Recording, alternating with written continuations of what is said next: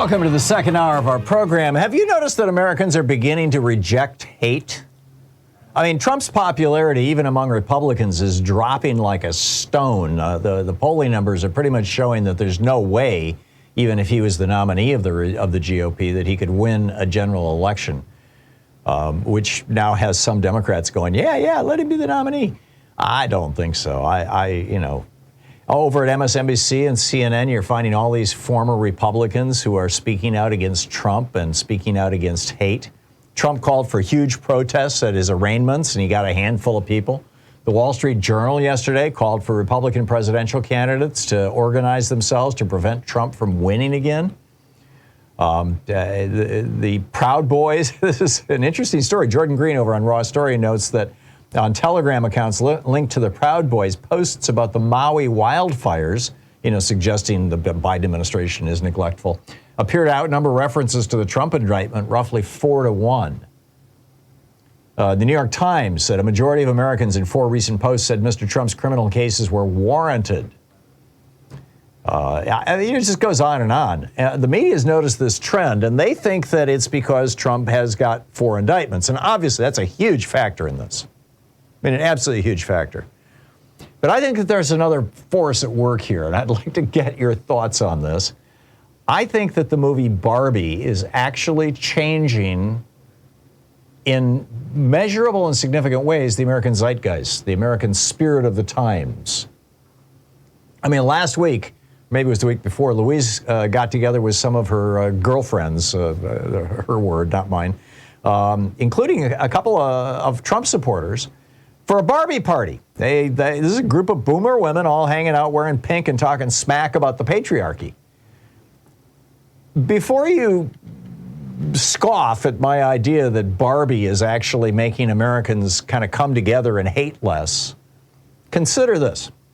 The reason that electroconvulsive therapy, shock therapy, is no longer, well, it still is, but the reason it fell out of favor so dramatically in the 70s, 80s, and 90s was that it wasn't just the development of antidepressant drugs, although they did have a factor in that.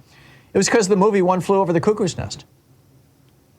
Deer hunting collapsed as a sport in America when Disney rolled out the movie Bambi.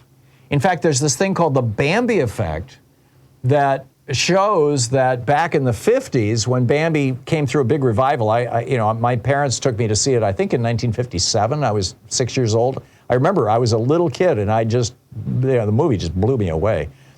And there's all these people who became vegetarians because of the Bambi movie. It's called, like, literally, there's a Wikipedia entry for page for Bambi effect. Look it up. Teaching evolution and contrasting that with creationism in American classrooms became acceptable after the movie Inherit the Wind came out about the Scopes monkey trial. The Ku Klux Klan was dead. They were moribund. They were gone until the 1920s, when D.W. Griffith made his movie Birth of a Nation, which is a recruiting film for the Klan. And because of that movie, exclusively because of that movie, the Klan grew in membership so large that in the 1920s, they took complete political control of this state, Georgia, where I live. Oregon, where I live. The movie Jaws caused a drop that lasted for years in people willing to swim in the ocean, and an increase in shark hunting that has led to some sharks becoming endangered species. The film Gone with the Wind, by whitewashing the crimes of the Confederacy and the brutality of slavery, led to a revival in the South of Confederate culture, which we have to this day. I was going to say for better or worse. I'd just say for worse. Given this history and the brilliant screenplay, the brilliant acting, and damn good production values in the movie Barbie, and if you haven't seen it, I encourage you to.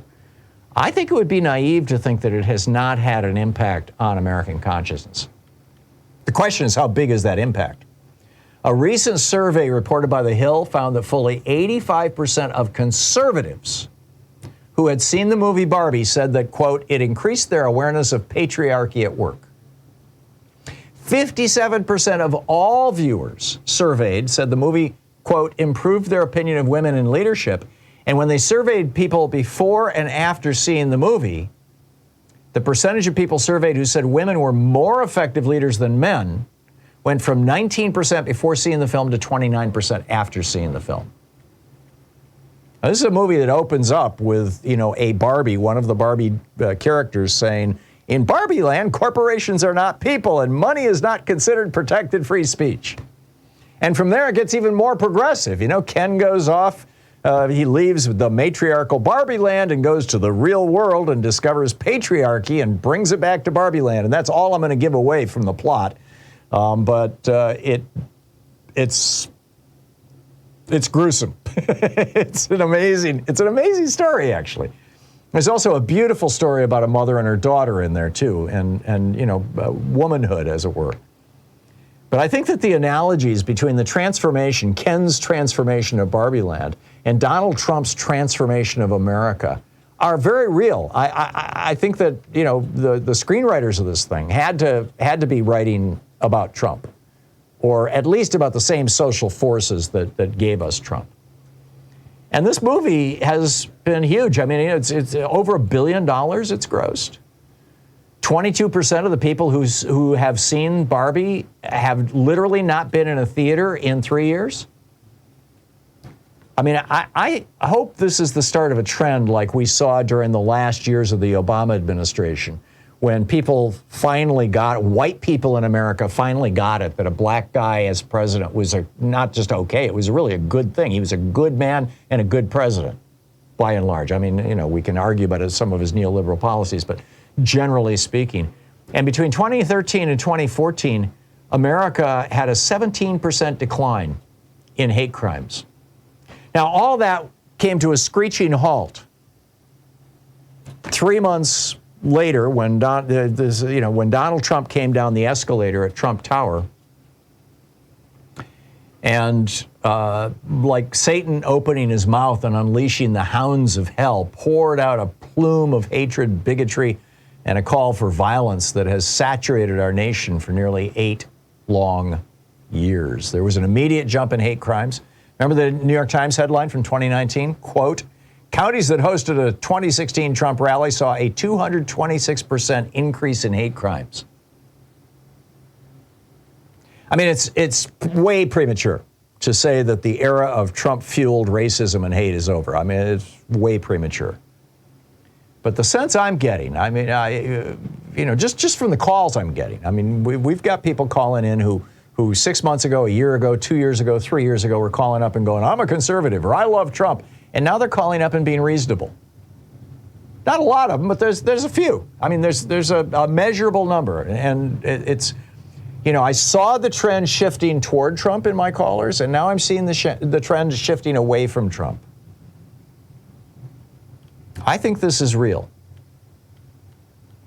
I don't know if it's Barbie or the Trump prosecutions, or the perfect storm of the two together, but whatever it is, I'll take it. Because in my opinion, America is better for both. I want to get into this International Chess Federation, or whatever it's called, FIDE, the International Chess Organization, their position on trans women. This is bizarre. And also, new tapes showing the fake electors plot goes all the way back to before we even voted, before the election. I'll tell you about that on the other side of this break, and I'll be picking up your calls. It's Anything Goes Friday.